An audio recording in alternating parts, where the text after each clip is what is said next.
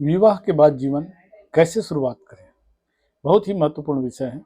वर्तमान में लगातार शादियां हो रही हैं और शादी के बाद कई कपल्स, कई जोड़े विवाह का जीवन आरंभ करने जा रहे हैं, क्योंकि विवाह के बाद पति पत्नी के रूप में विवाह के बंधन में बंधने के बाद दाम्पत्य जीवन का निर्वहन करते हैं। मित्रों, मैं यही कहना चाहता हूँ, भारत पुरुष प्रधान देश है।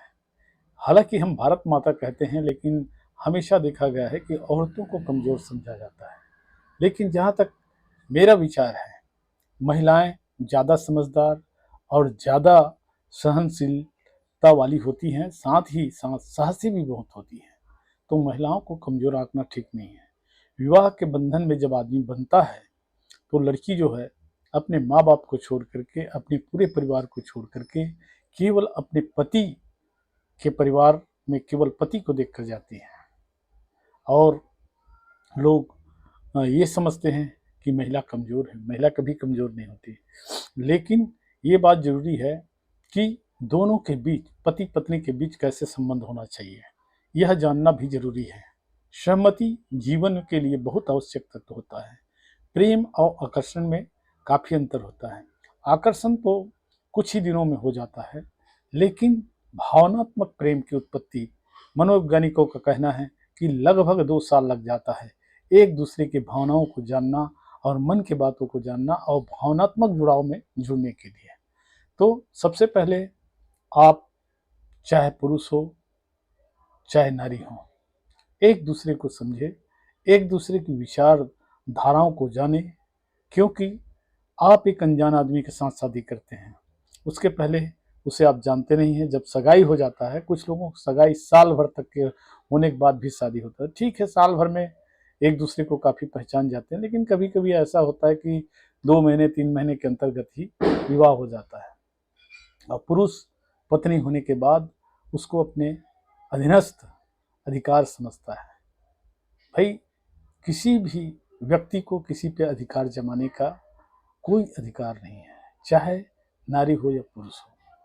लेकिन हमारी सामाजिक ढांचा ऐसी है जिसमें हमें निर्वहन करना पड़ता है, तो ऐसा लगता है कि सारी कर्तव्य जो है लड़की के प्रति ज़्यादा है, लेकिन ऐसा नहीं होता। मैं देखता हूँ कि परिवार न्यायालय में जो प्रकरण आते हैं, उसका मूलतः कारण यही होता है, क्योंकि आकर्षण में किया गया शादी जिसमें भावनात्मक जुड़ाव नहीं होता, तो एक दूसरे के करीब तो आ जाते हैं, लेकिन ये स्थायी बंधन नहीं बन पाता। इसका मूल कारण है सहमति का अभाव। यदि दोनों पक्ष की आपसी सहमति समझदारी के साथ है, तो निश्चित रूप से आपकी विवाह टिकाऊ होगा और विवाद भी होंगे तो जल्दी सुलझा लिया जाएगा। लेकिन कभी कभी ऐसा होता है कि एक दूसरे के प्रति असहमति होने के बाद भी जब एक पक्ष दूसरे के विचारों का सम्मान नहीं करता, तो विवाद को उत्पन्न होना शुरू हो जाता है। तो आप यदि शादी करते हैं, लड़के हैं, तो बिल्कुल निश्चित रूप से लड़की की भावनाओं, लड़की की जो समस्या हैं, उनको समझने की कोशिश कीजिए, क्योंकि वो पूरे माँ बाप को छोड़ के आती है और केवल अपने पति के प्रेम के कारण आता है। लेकिन उस समय तक वो अनजान रहता है। लेकिन हमारी जो धार्मिक नीति है, रीति रिवाज है, उसमें कहते हैं 7 जन्मों का कहना चाहिए बंधन होता है। तो इस कारण से भी लोगों को ऐसा लगता है कि हम बिल्कुल 7 जन्मों के लिए बने हैं, एक दूसरे के और समर्पित हो जाते हैं। लेकिन अगर 7 जन्मों के लिए बंधन बंधा है, तो ये तलाक क्यों होता है, एक दूसरे के बीच विवाह विच्छेद क्यों होता है?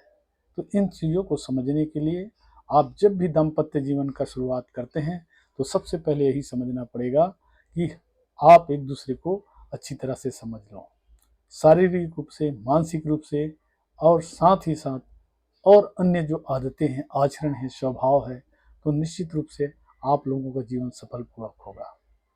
क्योंकि यही देखने को मिलता है कि जब भी शादी करते हैं, लोग काफ़ी खुशी मना करके पूरे परिवार आते हैं और दोनों पक्ष के लोग हंसी खुशी से मनाते हैं।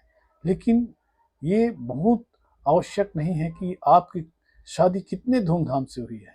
ये आवश्यक है कि आप दोनों की जीवन शैली और जीवन पद्धति, जीने का ढंग, आपसी सहमति और परस्पर तालमेल कैसा है। तो मित्रों, वीडियो को ज़्यादा लंबा नहीं करना चाहता, क्योंकि ज़्यादा लंबा करने से लोग बोर हो जाते हैं।